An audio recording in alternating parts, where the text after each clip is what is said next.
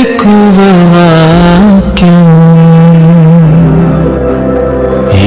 దైవవాక్యం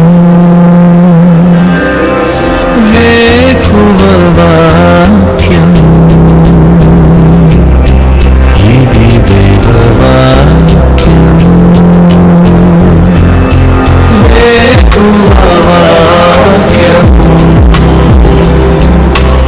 ఇది దైవవాక్యం వేకువవాక్యం ఇది దైవవాక్యం.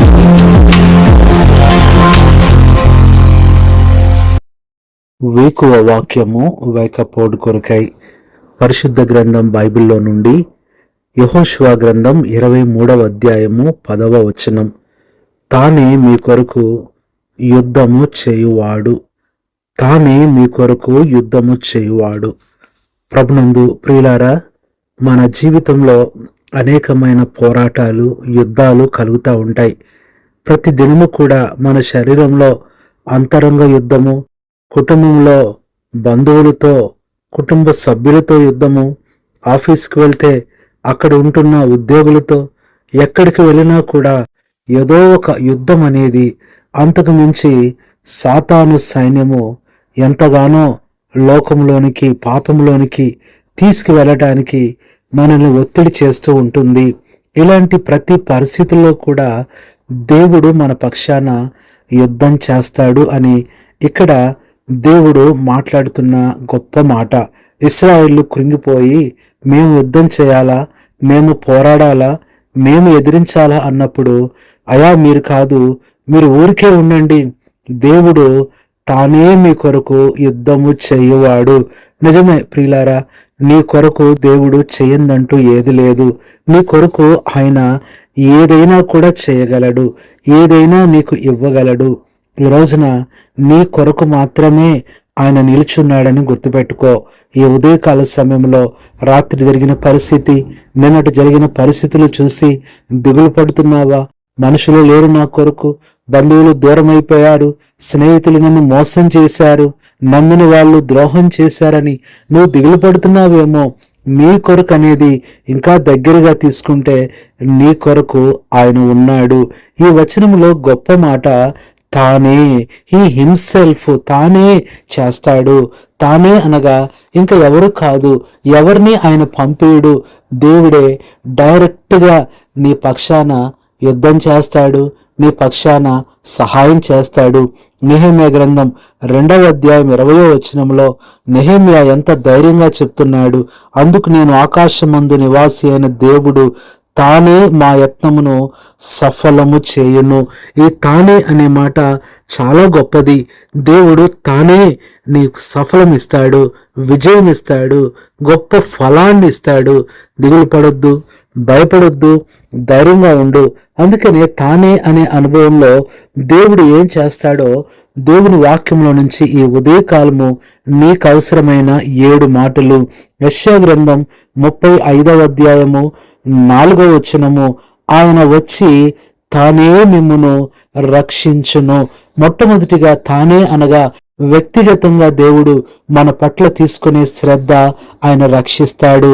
బంధకాలు, ఇబ్బందులు, అనారోగ్యాలు చూసి దిగులు పడుతున్నావా? ప్రియ సహోదరుడా, నీకుంటున్న పరిస్థితులను చూసి కృంగిపోతున్నావా? ఏది ఎంత మాత్రము నీకు హాని చేయదు. తానే నిన్ను రక్షించేవాడు. నీ శ్రమల నుంచి, నీ అనారోగ్యాల నుంచి, నీ భయాల నుంచి, నీ బంధకాల నుంచి, నీ రుణాల నుంచి, ప్రతి ప్రమాదం నుంచి కూడా రక్షించును అనే మాట కాదు, కానీ తానే రక్షించును. ఇది మొట్టమొదటిగా చూస్తున్నాము. రెండవదిగా చూసినట్లయితే యోహాను సువార్త 16వ అధ్యాయము 27వ వచనము చివరి మాట, తండ్రి తానే మిమ్మును ప్రేమించుచున్నాడు. రెండవది తానే ప్రేమించును, తానే రక్షించును అనే మాట మర్చిపోకముందే ఒక గొప్ప మాట, తానే ప్రేమించును. నిజంగా ఈ దినాన ఎవరు నిన్ను ప్రేమించట్లేదేమో, ప్రేమించానని చెప్పి మోసం చేస్తున్నారేమో, మనుషుల ప్రేమ ఎప్పుడూ కూడా డబ్బుపై ఆధారపడి ఉంటుంది. మనుషుల ప్రేమ వస్తువులపై ఆధారపడి ఉంటుంది. మనుషుల ప్రేమ లోక సంబంధమైన అందచందాల మీద ఆధారపడి ఉంటుంది. కొన్ని సమయం తర్వాత అది నీ దగ్గర లేనప్పుడు వారంటారు, మా దగ్గర ప్రేమ కూడా లేదంటారు. కానీ ఇలాంటి పరిస్థితుల్లో, నీ దుఃఖములో, నీ వేదనలో, నీ ఒంటరితనములో, నీ త్రోసివేయబడిన పరిస్థితుల్లో తానే నిన్ను ప్రేమిస్తున్నాడు. నీ సొంత వాళ్ళే నిన్ను చూసి కొన్నిసార్లు అసహించుకోవచ్చు. నీకున్న బలహీనతను బట్టి, అనారోగ్యాన్ని బట్టి వాళ్ళు చీదరించుకోవచ్చు.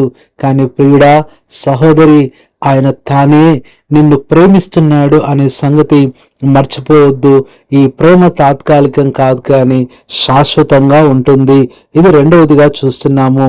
మూడవదిగా చూసినట్లయితే పరిశుద్ధ గ్రంథం బైబిల్లో నుంచి తిమోతికి రాసిన మొదటి పత్రిక 2వ అధ్యాయము 6వ వచనములో, ఈయన అందరి కొరకు విమోచన క్రయధనముగా తన్ను తానే సమర్పించుకొనెను. మూడవది, తానే సమర్పించుకుంటున్నాడు.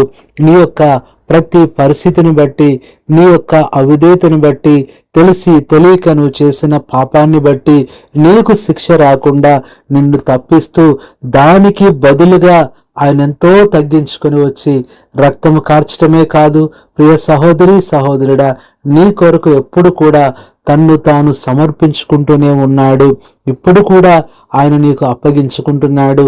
ఇంత గొప్ప దేవుడు ఉండగా ఎవరో మనుషులు లేరని, ఎవరో దూరం అయిపోయారని ఎందుకు ఆలోచిస్తున్నావు? ఎందుకు దిగులు పడుతున్నావు? వారంతా మట్టితో సమానం, వారంతా మాయతో సమానం. కానీ ఈ దేవుడు నీ పక్షాన ఉన్నాడు. ఈయన ఎప్పుడూ కూడా ఉండే దేవుడు, నిరంతరము జీవించేవాడు. ఈయనే నిన్ను నడిపిస్తాడు. ఇది మూడవదిగా చూస్తున్నాము, తానే సమర్పించుకొనెను. ఇది మూడవది. నాలుగవదిగా చూసినట్లయితే హెబ్రీయులకు రాసిన పత్రిక 9వ అధ్యాయము 11వ వచనంలో, తానే నిత్యమైన విమోచన సంపాదించి, నాలుగవది, తానే విమోచించేవాడుగా ఉంటున్నాడు. నిజంగా ఈ దినాల్లో ఎవరు కూడా మనల్ని విడిపించరు కదా, అస్సలు విమోచించరు. నీ బంధకాల్లోనే నిన్ను విడిచిపెట్టి వెళ్ళిపోతారు. నీ బంధకాలు చూసి వారు ఆనందిస్తారు. నీ శ్రమలను చూసి వారు ఎంతో సంతోషిస్తారు. కానీ నీ దేవుడు అలాంటి దేవుడు కాదు. తానే విమోచిస్తాడు. ఇంకా ఎలాంటి బంధకాల్లో ఉన్నా, ఎలాంటి పరిస్థితుల్లో ఉన్నా ఆయనే నిన్ను విమోచించడానికి సిద్ధంగా ఉన్నాడు. ఇది నాలుగవదిగా చూస్తున్నాం. ఐదవదిగా చూసినట్లయితే పరిశుద్ధ గ్రంథము బైబిల్లో నుంచి రోమీయులకు రాసిన పత్రిక 8వ అధ్యాయము 16వ వచనము, రోమా 8:16, మనము దేవుని పిల్లలమని ఆత్మ తానే మన ఆత్మతో సాక్ష్యం ఇచ్చుచున్నాడు. ఐదవదిగా, తానే సాక్ష్యం ఇచ్చేవాడుగా ఉంటున్నాడు. అందరూ నీకు విరోధంగా ఉంటారు. సహోదరి, నువ్వు నీతిమంతుడు అని, నువ్వు నిర్దోషమని తానే నీ గురించి సాక్ష్యం ఇచ్చేవాడుగా ఉన్నాడు. ఇది ఐదవదిగా చూస్తున్నాము. ఆరవదిగా చూసినట్లయితే లూకాసు వార్త 24:15, యేసు తానే దగ్గరికి వచ్చి వారితో కూడా నడిచెను. నీ కష్టములో, నీ బాధలో, నువ్వు నడవలేని పరిస్థితుల్లో నీతో ఉన్న వారందరూ ఆగిపోవచ్చు, నిన్ను ఒంటరిగా చేసేయచ్చు. కానీ సహోదరుడా, సహోదరి, తానే నీతో నడిచేవాడుగా ఉన్నాడు. తానే నడుస్తాడు. నువ్వు దిగులు పడొద్దు, భయపడొద్దు, ఆయన ఉన్నాడు. ఏడవది చివరగా చూస్తే 2వ దెస్సలోనిక 3:16, సమాధానకర్తయగు ప్రభువు తానే ఎల్లప్పుడూ ప్రతి విధము చేతను నీకు సమాధానం అనుగ్రహించును. ఏడవదిగా, ఆయన నీకు తానే సమాధానం ఇస్తాడు.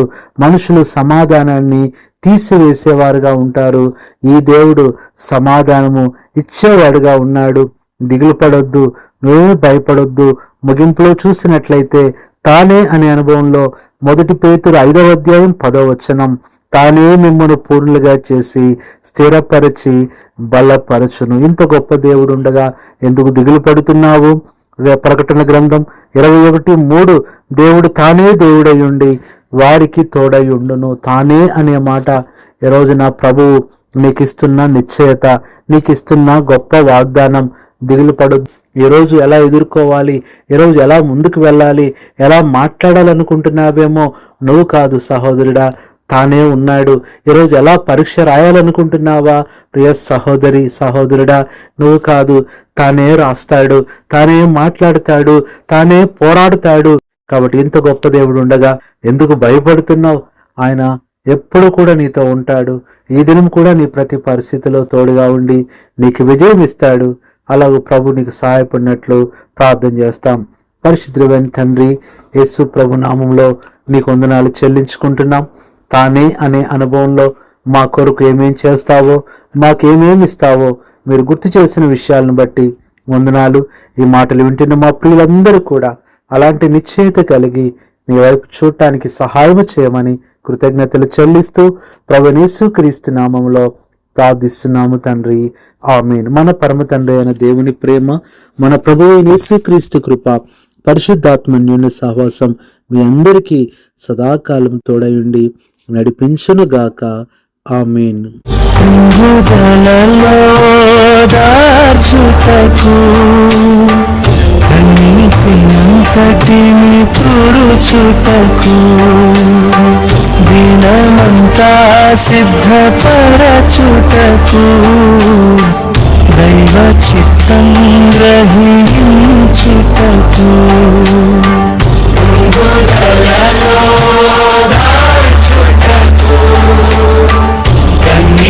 కన్నీటినంతటిని తుడుచుటకు దినమంతా సిద్ధపరచుటకు దైవ చిత్తం గ్రహించుటకు వేకువ వాక్యము